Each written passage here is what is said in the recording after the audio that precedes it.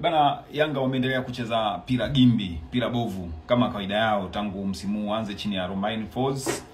Leo ndani ya dakika 90 wanapiga on target moja tu pale Mbeya katika dimba la Sokoine. Dakika 90 zinatamatika bila pira.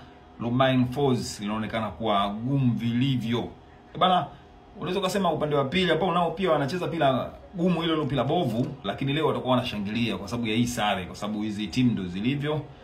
Bana, Mbeya City walikuwa na nafasi ya kuiua mechi. Vitalis Mayanga dakika ya mwisho kabisa ya mchezo anapigiwa pasi safi ndani ya box, lakini Jigi Jara anaonyesha yeye ni golikipa wa kimataifa ambaye anastahili kucheza Tanzania, anatoa ule mchomo. Ilikuwa ni moja bila.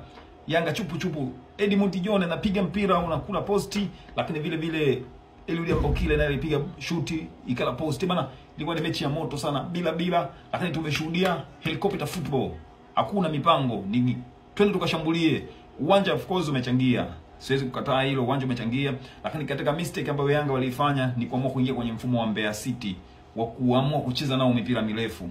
Bana, kwa mpira uliocheza leo Mbeya City, sitashangaa kesho nikisikia Yanga wamemfukuza kocha wao. Yes, kwa aina ya soka ambalo wanacheza. Ni hivyo tu.